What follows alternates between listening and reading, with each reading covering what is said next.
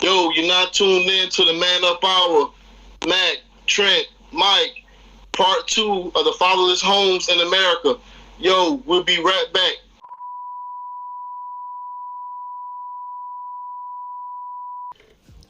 Yo, what it do, what it is, what it be, this is your boy Trent, and you know we're right here, and this is part 2 of the issue of the fatherless homes in America, and man, part 1 was really off the chain, man, and so we got to finish it up. Y'all know what we're doing, so sit right there. But before we get started, man, let's pay some bills. Y'all make sure, go ahead over to that, shoot on over to that Spotify channel. Y'all make sure y'all follow and subscribe, man, so we upload episodes Tuesdays through Friday. And then of course y'all make sure right here y'all be locked and loaded on the YouTube channel, like and subscribe so y'all don't miss any videos, miss anything that we're doing. And let's get into it. So man, so the last time we was with you guys and we sat down, man, we really got into the crux of the issue of the fatherless homes and why it's such an epidemic, right? And a lot of people really don't like to talk about it, but it's hurting our kids, man. You know that a lot of them are being raised without their dads. And, and the circumstances are different for everyone, but there's a lot of circumstances that's out there and cases that's out there that it could have been different. Right, and what we want to focus on is for men, mainly men, the whole crux of it all, and the reason why we're even touching on the topic is because we understand that from a man's perspective, there's a level of accountability that's there, and I believe if we deal with ourselves accordingly, we can solve a lot of the issues that we're facing, and so and to touch bases on even to break it down even more, there's a lot of reasons why men are absent, and one of the statistics that we spoke about on the last episode was just the statistic that 9 times out of 10, a child that has been raised in a fatherless home and their dad is not present tend to become a absent father themselves. And so I thought that was pretty interesting in that. How y'all feel about that? I agree. I was gonna say it's very interesting because you still can be successful in life. I do want to take over for a minute and kind of touch basis what I said in episode 1. I know I talked to y'all a little bit about my journey, about my story. I kind of wanted to back up to it because I feel like I left some things unsaid that need to be said. I know I said I deployed away from my child for a year. I was gone. I was still taking care of home, taking care of everything. I was talking to my child on a regular basis and everything. When I came back to the States and touched down and got back, it took 2 to 3 months before my daughter to adjust back to me. It's hard to deal with knowing, we do what we do as fathers, we do what we do as humans to take care of us and our family. We got to realize sometimes kids don't understand the why, and it's our job to let them know we're going to be that rock they need, we're going to be that guidance they need, we're going to be that strength they need. It can really put you in a dark place when you love your family, love your kids, and love everything. It can put you in a dark place to kind of lose communication with them, because as adults, all we thinking about is we gotta pay the rent, we gotta pay this, and we gotta pay that. I want to tell you what I learned as a man. You can get money back, but you can't get time back. We gotta start spending more time with our kids. We gotta start teaching them, leading them, guiding them, mentoring to what we want to be, not what we was, not what we went through. I want my child to be better than me. I don't want my child to be the same as me. It's still hard sometimes, but you know what? The man upstairs allowed me to move. The man upstairs allowed me to regain my daughter's conversation, my daughter's commitment, my daughter's trust in me as a father. Because I may have left temporarily, but I'm not going forever. So please, if y'all got a chance to make things right, y'all got a chance to do right by y'all kids, please make it happen. I don't think no man should be able to settle by saying, oh, she won't let me see my kids. No, bro. We can't take that as an answer. We gotta fight. A lot of us always talking about, she put me on child support. She did this, she did that. What are you doing? What are we doing? We gotta step up to the plate, fathers, and lead and guide. And we gotta understand, like, a home might not, like, you might leave your home and maybe it's a fatherless home. But whenever you get to where you're going after you leave, you still gonna have to be a father. If the next person got kids, the next person don't got kids. So we always gotta set example, because it's always somebody watching. We may feel like ain't nobody watching. It's always somebody watching. It's always somebody looking. So you mentioned a couple of things. So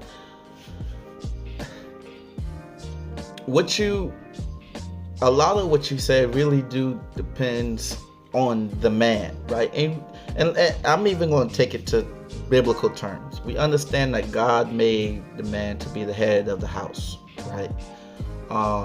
He's the leader of that house, right? One of the best advices that I've gotten was from, a very close friend. I really do look up to this guy, but he gave me some really sound advice, and the thing that he told me was that as a man, I'm going to be held responsible for this family. If the family makes it, or if the family destroys, or if the family gets destroyed, God put this family in my hands for a reason, as a man. And so my job as a man in my house is to lead my family. My job as a man in my house is to be that head figure that my kids can look up to, a positive head figure. Now, that's a large burden to carry. And the thing that we're facing today is that you have a lot of young fathers. You have a lot of fathers in their 20s. Matter of fact, they say that the human brain does not fully mature until 25. You got a lot of 20-year-old dads walking around here, 19, 18, right? And a lot of them, they don't have a positive male figure in their life, right? And so when you're that young and you become a family man, what is the best possible advice you can give to that young man that doesn't yet understand the magnitude of the position that he has just stepped in, simply because he has a child? So honestly, speaking from my experiences, to go through things of that nature, you must be strong. You must be willing to accept criticism, and you got to understand, like, as becoming a father, as being a father, you're going to have to adjust as your kids grow older. So what you do when they 2, you're not going to be able to do when they're 6 and 7. So you just got to stay strong. You got to find patience. You got to mentor that child. You got to guide that child. But the first thing you got to do as a positive man in your child's life is set the example. Set the standard. Don't ask your child for something you can't be yourself. Sometimes we get lost in feeling like we perfect as people. but we all gotta look out for each other and understand each other. Responsibility is a big thing, because when you got a family, you're no longer responsible for yourself. You're responsible for you, her, and however many kids or everything you got, you know. And I know we talking about fatherless homes, but I do want to throw this in here, and I'm speaking from personal experience. After I got out of the military, I was still home. I was still there. My daughter came back around talking to me. My daughter came back, you know, she got happy again. But still to this day, like now, right now, my daughter told me the other day, she said, "Dad," I said, "Yes, Mariana." She said, "I don't get to spend enough time with you." And I sat on that, and I sat on that, and I realized,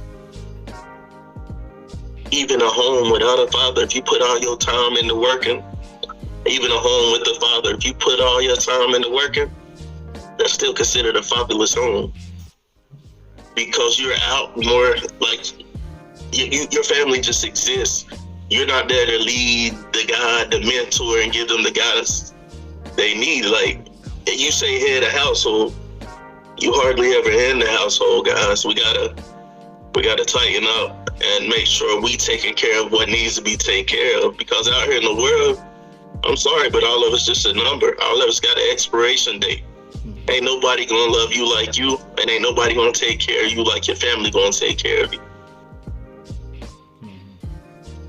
You know, I remember having to tell the fellas, man, whenever I used to go out, they used to get mad, like, "Oh man, you gotta go home. Your wife got you whooped." I'm like, "No, she don't. I got a family to go home to, man. Hey, you can stay out all night. I can't." You know, I still gotta go home. I got stuff I gotta do at the house, take care of the house. You know what I'm saying? Like you said, it's a responsibility. So I do feel like, and the reason why I touched on young fathers is because we live. I do believe a part of the issue is the culture. Okay, it's the culture. Matter of fact, I put out the question in the chat last episode as to why some people believe the issue of fatherless homes is so bad in America, and there's one response. So one lady said that she believes that we live in a culture or a society that does not value the family and the role of a father. She believes that the role of the man in the family has been greatly attacked. It's been diminished, and that the father has no control a lot of times over his wife or the child, because of, she believes it's, you know, my body, my choice, Me Too movement, all those, etc., etc. She believes a lot of times the media is a large time a great influence. It encourages young people to, you know, say, hey, it's okay to go outside the family and have sex and be happy, you know, and etc. And she even went into describing that that now it's normal to leave the family. How y'all feel about that? On that part, I do agree with her, because now they're making it to where they want the women to be masculine and they want to make the men feminine, which they're not going to work. And the reason why it's not going to work, because when it comes to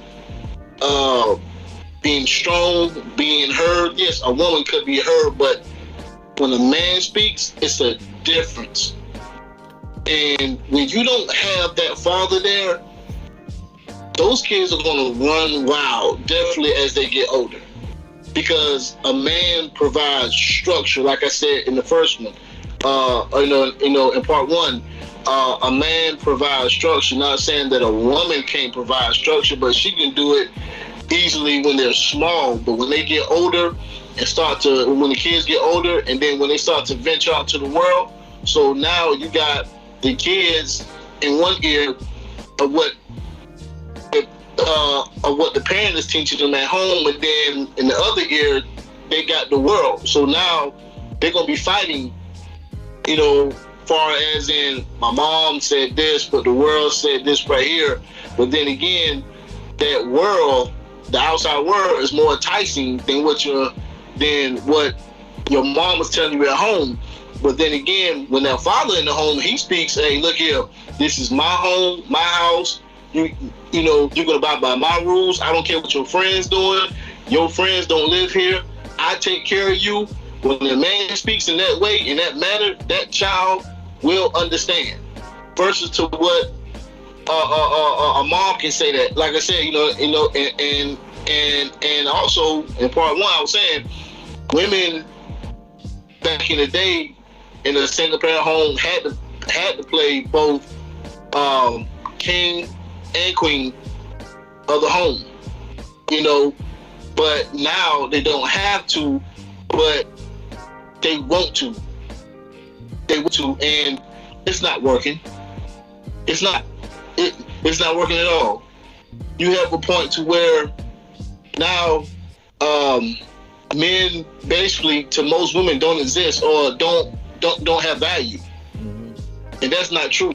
For one, if you didn't have value, for one, you can't make a child by yourself. That's the first thing. It takes two. So that's what, my value, and she's right. They're trying to make the man non-existent, and that can't happen. Now, I do believe because of circumstances, right? You have a lot of mothers that has to step into the shoes of a man because that man doesn't want to be there, right?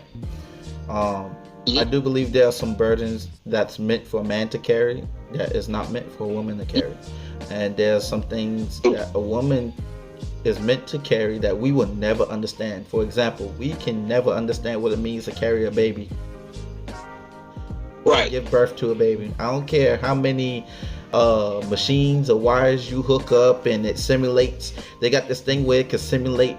It's supposed to simulate how it feels to a man to give birth. No. We will never be able to experience or understand what it means to give birth. So, with saying that, there's a lot of people out there, or a lot of ladies out there, that are finding themselves in in that situation where they're having to be both the mom and the dad. And I applaud those people because, they're having to take on a responsibility that is meant for the father, right? And so we spoke about two things that we believe that leads to a lot of men, that can help a lot of men to be able to understand the accountability that is on them to handle their business. And these two things do greatly influence, who we are as men too. And that is one, our mindset, and two, our environment, right? We talked about how, growing up, a lot of times our environment can shape who we become. And so, how do you feel, and, how do you feel, Mike, about the environment being a significant factor in the upbringing and the discipleship of a man? I mean, to me, it's huge. Just a little bit about it. My mom, and when I was coming up younger, I played sports. I played every sport: baseball, football, basketball, you name it, I was into it. So my mom and dad were together for 28 plus years and never got married.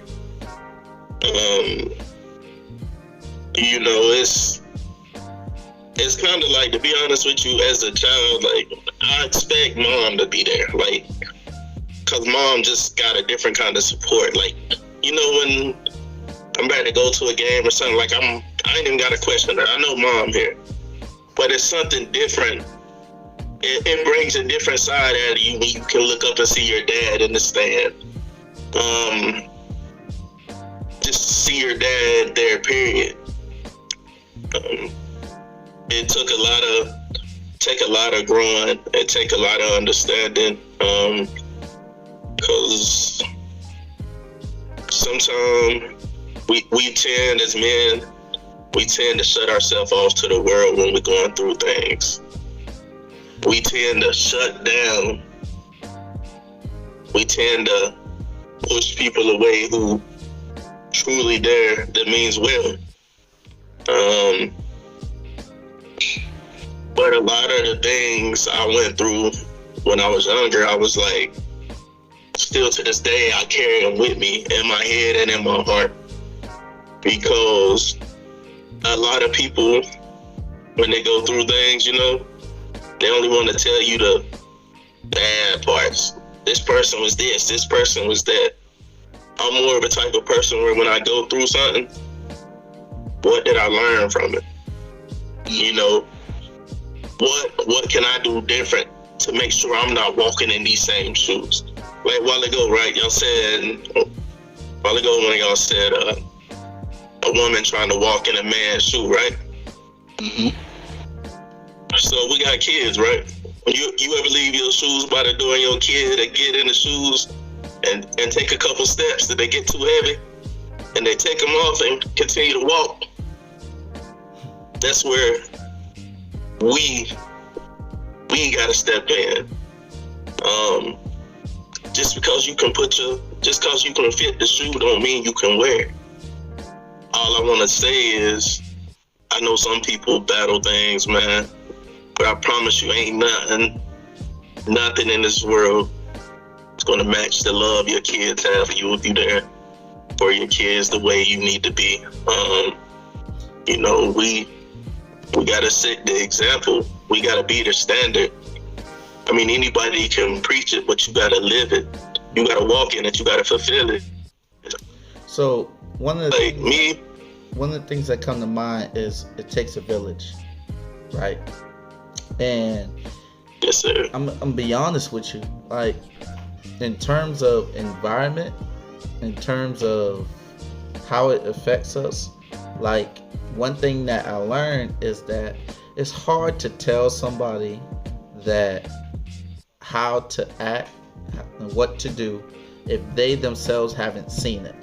I notice a lot of times is that and I was talking to some young dads, is that they're having to figure out how to be a dad or what it means to be a dad because they haven't seen that. They don't know what real love looks like, right? They know how to get it, they know how to grind, but they don't know how to reciprocate that energy because they haven't received it. And I believe that our environment has a lot to play on that.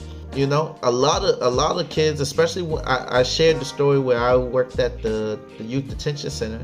A lot of kids, they say, hey, their addictions, their wanting to go drink started from them seeing it from their parents. They saw their dad drink, and all he did was drink. So guess what they did? They drank. Some of the kids actually told me, like, hey, they would drink and smoke with their dad. And then guess what happens to them as they're growing up? They end up becoming addicts, and it becomes an addiction, and it becomes a negative influence on their life. And so I say all that to say this is that when it comes to our environment, we as people, we don't control much. We can't control other people. We can't control a lot of things that happens in our life, but I do believe we can control the words that come out our mouth, the things that we lay our eyes on, the things that we choose to listen to, and the people we choose to be around us, our environment. And I do feel like that's a big factor, especially when we're talking about young fathers or just kids in general. What environment are we creating? Are we creating a healthy environment for them to be able to see and know what a man or a woman, looks like, or are we creating an environment, a toxic environment, to where, hey, it's teaching our kids, hey, if you don't like something, just go run off and do what you want to do. Hey, if that person's not making you happy, hey, go and choose another one.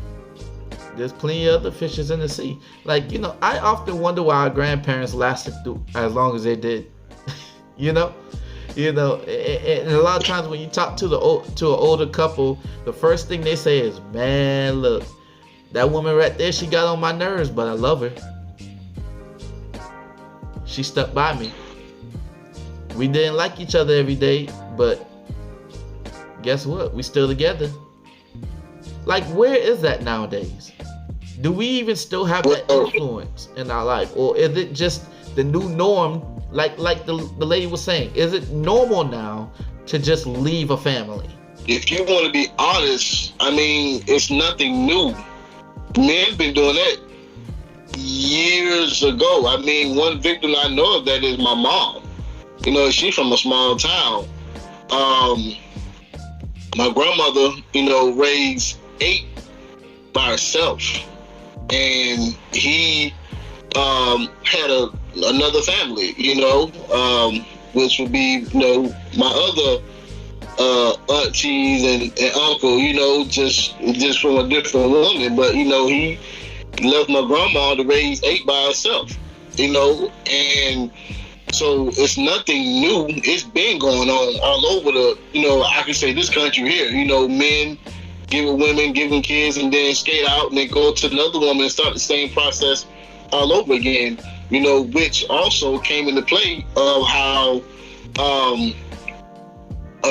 single mothers start receiving welfare. Because it was just too much raising so many kids, some type of assistance. But it's nothing new. And to say this, to what Mike was saying too, a lot of men do shut off from the world, but also too, there's no perfect father. Like, you can't read a book on how to be the perfect father. You can't study how to be the perfect father, because along the way, things are going to be different. Times are going to be different. But one thing as a man, I must say, every man must have that time to isolate, by himself, to devote time for as in better growth within himself, so therefore he can lead his family. You ever seen, like, say, the wife say, hey, honey, me and the kids gonna go in town and go shop, man. Say, hey, you go ahead. He give a little bit of money, but he stay home. Sometimes men, we need that isolation time, to ourselves, to say, hey, you know what? Let me do this here today. Let me spend time with myself and let me work on myself. Let me work on, my personal strength, and also too, let me work on my flaws. Because as a father, you want to be as perfect as you can in front of your kids. You don't want to look weak. You don't want to fall off, because definitely, if they mean so much to you and vice versa, and you mean so much to them, you don't want to see your kids see you being weak, or probably having, some type of flaw. So, some men do shut themselves completely off from the world, which is not a good thing to do, but every man needs that time to isolate, because like I said, like you said, back in the day, the man be like, that woman got on my nerve, but I still love her, and that's true. And I mean, that's true. Every man with a woman has definitely got his nerves racked sometimes. Which day she won't leave you alone, or the kids, running wild. But it's part of having a family. But at the end of the day, a real man wouldn't trade it for the world. He just need that time to himself sometimes. No different how women do. Sometimes women need that time to themselves. So it's kind of an up and down thing, but being a man, no matter what, you're going to be there. You know what I'm saying? It's just the point that now, it's so much. Well, they think it's so much in the world, and they think, and a lot of young fathers think they're missing out. Man, I got a kid at home. I got to be there. My boy's out. But dude, that's your problem now, as far as in being a father, because you gave up that time. You gave that time up. It's not about you anymore. It's about your little one now. I'm not saying you still can't enjoy your youth, but your time now has to be devoted to him. You know, I mean, if you want that time for yourself or be alone, you gotta wait till junior, or you get daughter go out to college.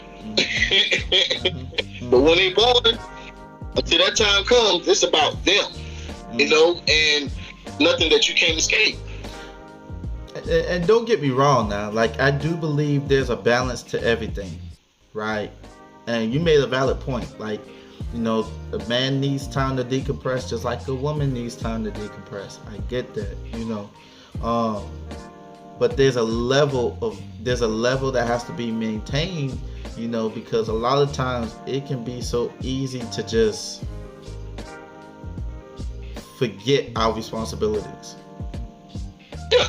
And it can negatively, as a man, affect the home, because again, it goes back to what we said in the beginning. We are the leaders of the home. We are the leaders of the home. What happens when the leader is absent? You know, what happens when that leader is not, you know, doing their job? The platoon is going to fail. The team is going to fail. Nothing's going to get accomplished. Things going to become stagnant. When things become stagnant, complacency becomes an issue. You know, consistency becomes an issue. Now things that should have been established are not being established properly. Why? Because the leader's not there. And it's so easy, you know, for us to come in and complain about X, Y, and Z, right? But then it comes back to the forefront, like where are we? How involved are we? What is our mind frame right when we step into our home? You know, that's why I believe men's mental health is important. It don't get talked about a lot because men are very we are the type of people that we would suppress what we feel in order to get the results that we want. If that means me having to go through what I'm going through and not getting the proper help that I need, but in the long run it's gonna, you know, my family's gonna be okay, the bills are gonna get paid, you know, X, Y, and Z, 9 times out of 10 we'll do that. But in reality, it's like, again, it goes, you know, I asked that question about our environment because I have to ask a lot of times as men, are we surrounding ourselves with good people, you know, who can check us? Be careful who you're listening to, because not all of them can understand what you're going through, because they themselves have not yet been able to go through it or have experienced it. And so, you know, our environment is important. But, you know, we also touched on another aspect, and that's the aspect of the mind. And so, Mac, how do you feel with the men, you know, in order to be there efficiently as fathers? How do you what are your thoughts on the importance of maintaining as a man our mind, our mental state? Well, I mean, first thing first, like I said, you know, you're gonna have to have, you know, I'm gonna say this right here. We need that time to ourselves to even, you know, to grow. You know, like I said, there's no such thing as being a perfect father. But as well, mentally, we have to be able to embrace ourselves, as far as in knowing, hey, um, let me teach my son this right here, or my daughter this right here. Show them different ways. Show them, and teach them correctly. But also, when you're doing that, make sure that you don't make the same mistakes, because you can't be a teacher and teach someone something, but then don't go by the same rules. That's why I said before a man starts to really get into fatherhood deeply, sit back and look at yourself. Realize the mistakes you made growing up, or better yet, learn from what you've been through, and then the negative side of it, don't bring that into fatherhood of raising your kids, and then instead of being a father that's teaching one thing but then doing another. So I mean, don't be a how can I say it, a fatherly hypocrite. That I mean, one thing, I mean, two, connect with your kids, connect with them, be that support system. Be that support system, because one thing on the man's mind is knowing that when his kids are happy, his family's taken care of. That's one of the biggest things on a man's mind that makes him at ease, knowing that I'm providing, I'm protecting, I'm doing what I'm supposed to do mentally. Far as in knowing that your family's all right. That's one of the biggest things that a man worry about. Is make sure my kids are well taken care of. My home, is ran properly. Despite of what's going on the outside, what's going on at work. When a man knows he's not taking care of his family properly, whether it's a financial issue or anything else, it's going to drive him kind of crazy. I read a certain stat. So they say that single fathers have experienced higher rates of mental health issues.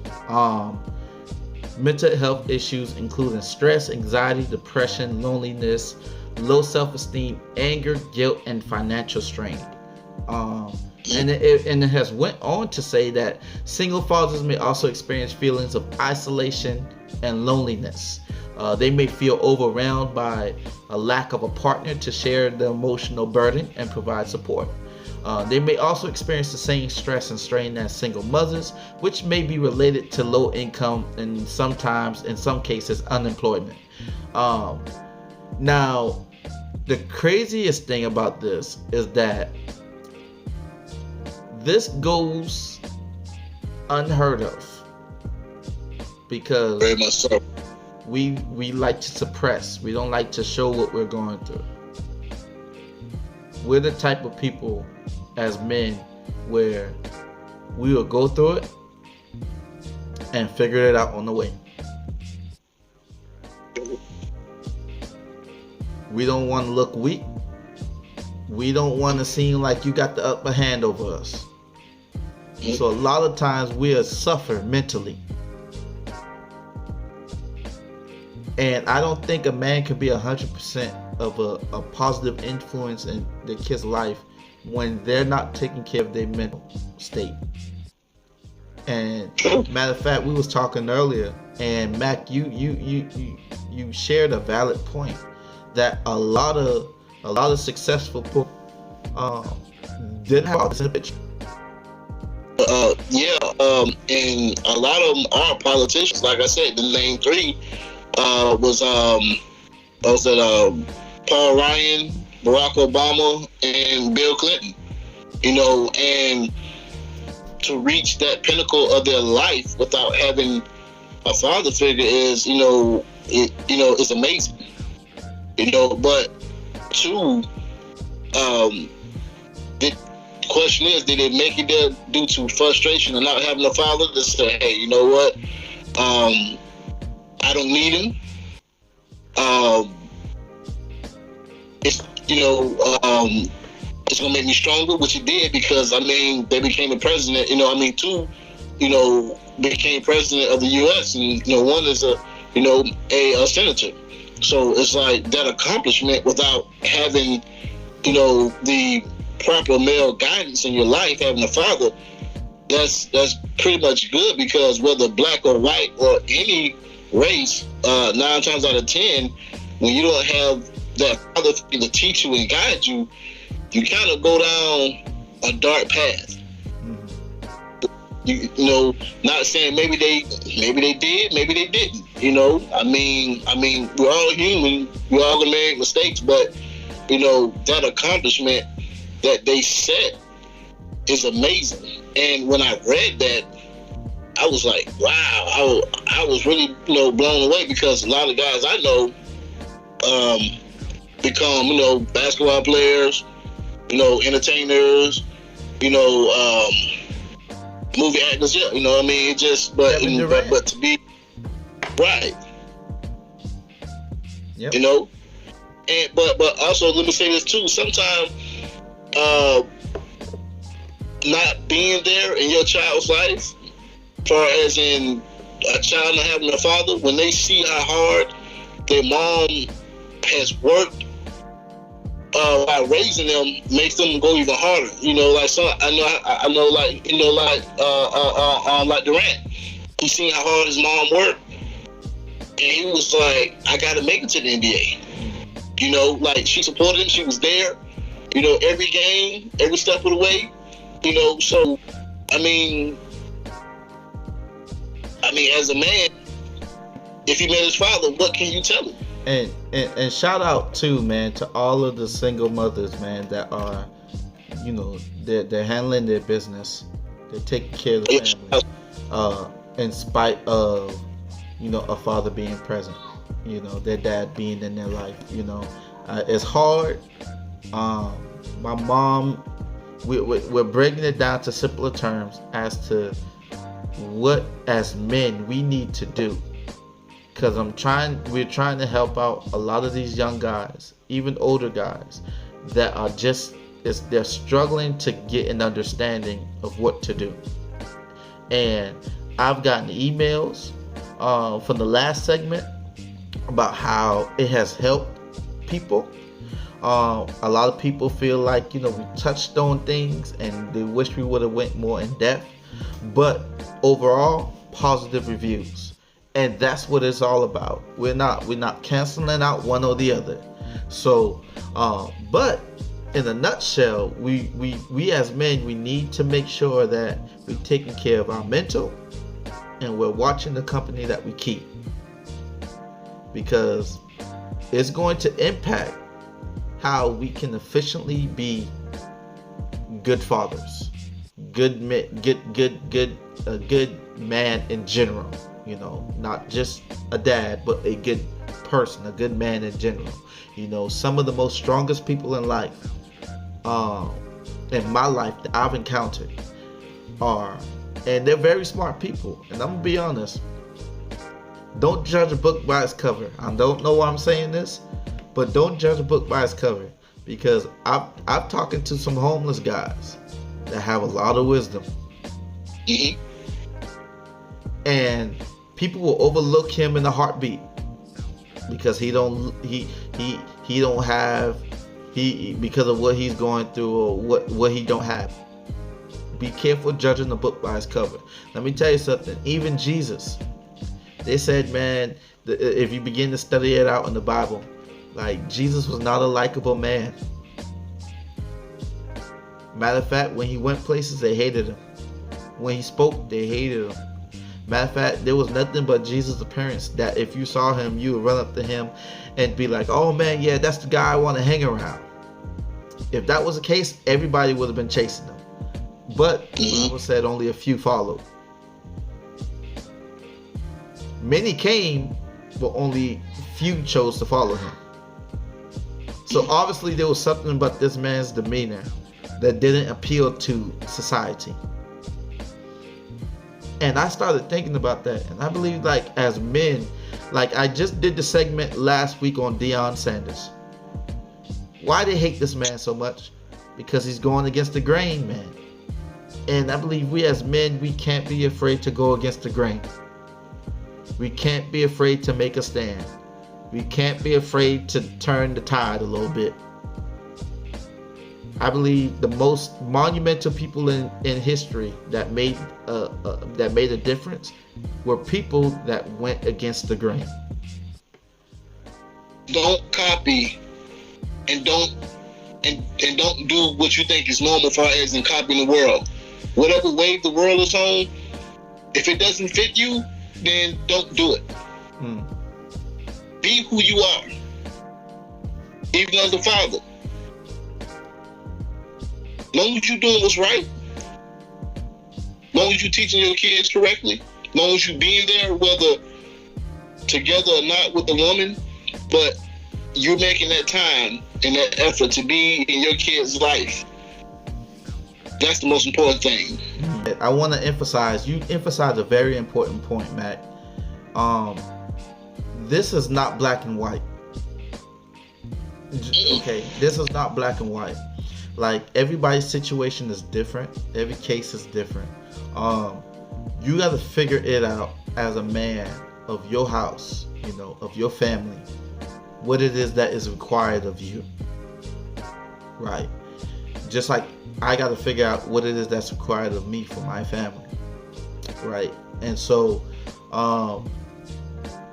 but to get to the root, get to how we can possibly turn the tide so that these numbers begin to decrease is, simply put, man, like accountability.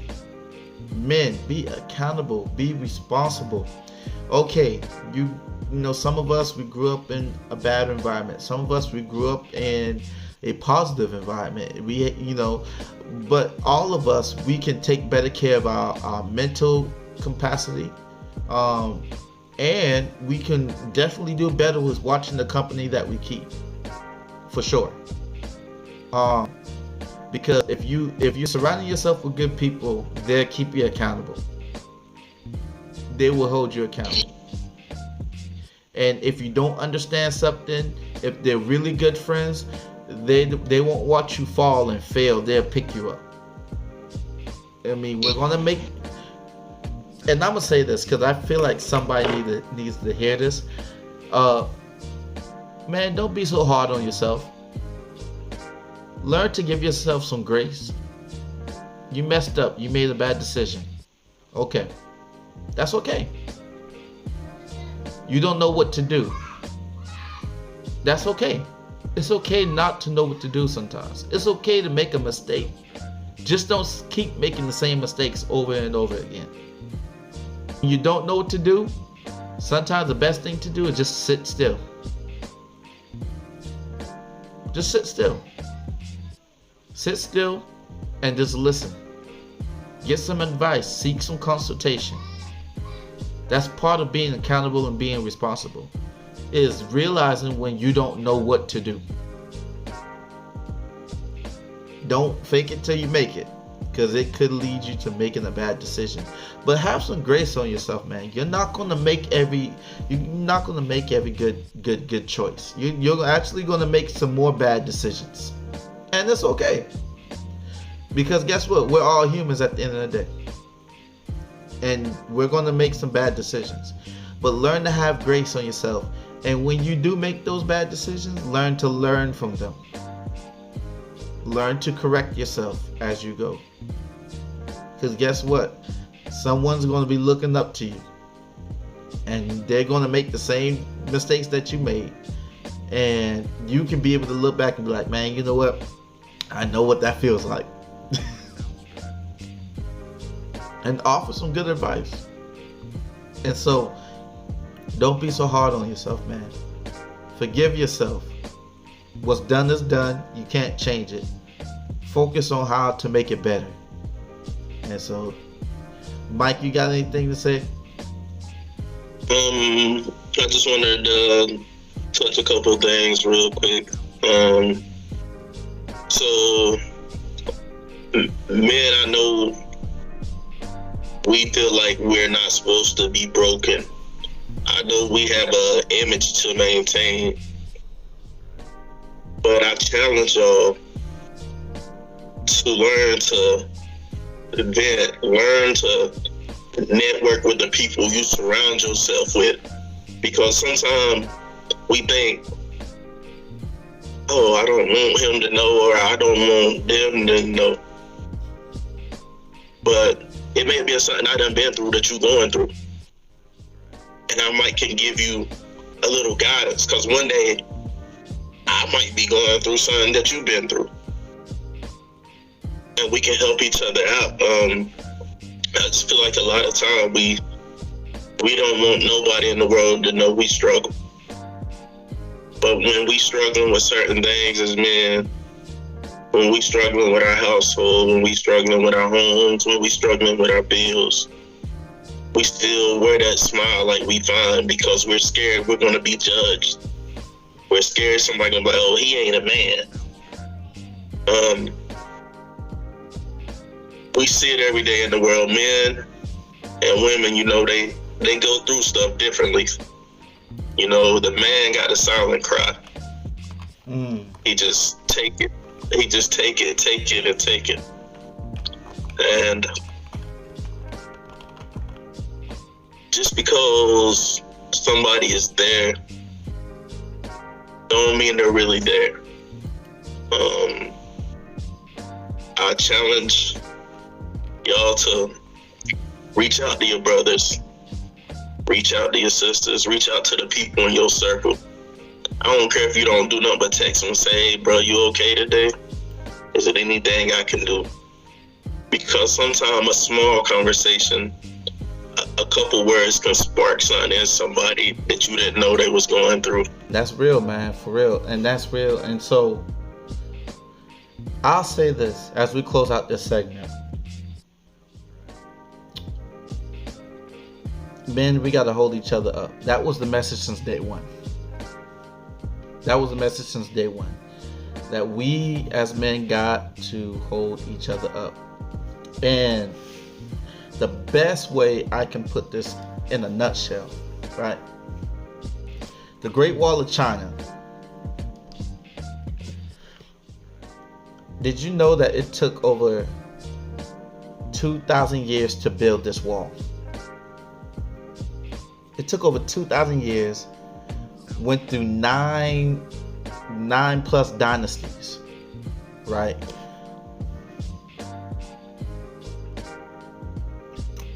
And it was actually invaded and destroyed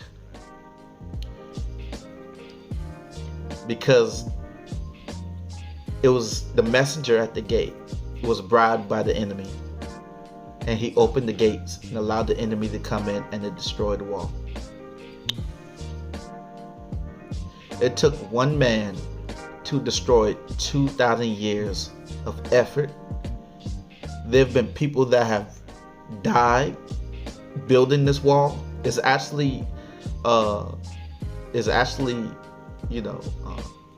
they've buried some of the people actually in the wall itself. And it took one man to open the gates because he was bribed by the enemy to destroy all of that. And we talk about legacy. Tell you, man, we can spend our whole life building a wall, building an empire, building our legacy. And if we're not careful with the people that we keep, if we're not careful with how we're maintaining ourselves, if we're not careful doing what we need to do, all it takes is one time. All it takes is one time, and all of that can be destroyed. We talk about this for a reason. Not to belittle one and forget the other. That's not what we're doing. We're creating an atmosphere for a conversation to be had. We understand there's many ways to attack this issue. There's many perspectives we didn't consider. There are many things that we really didn't sit down and go into depth with. But that wasn't the focus of this series. The focus was to bring light and to shine light on the issue. So what do we do with this now? We go and we take this knowledge, we take what was being said, and we try and we go back and we rethink our lives, man. rethink what we're doing as men. If we could do something better, just do it better, man. Just change some things up. You know, if some things, you know, you that you could have been doing that you haven't been doing, hey, I applaud you for realizing that you made a mistake and haven't been handling your business. But the question is, what you're gonna do about it now? How are you gonna proceed forward? Are we going to continue to make the same mistakes, or are we going to be better men? Are we going to start to change some things up for the better for our families? And honestly, not just our families, but for ourselves too, as men. What are we going to do? The ball is in our court. And so that's a wrap, man. That's a wrap on the segment, man. And I really hope that it really did was a blessing to you. And you know what? We'll be right back here next week. Actually, we're going to be shifting into our next topic, and we're actually going to take the time out, men, to talk about the power of image. We're going to talk about how you carry yourself, how people view you. It really can open doors for you or shut some doors for you. And so we're going to go deep into it, and that's what we're going to be talking about next week. But you know what? This is your boy Trent signing off, man. We got Mike, we got Mac, man. Thank you guys for tuning in. And you know what? We'll catch you next time. Peace.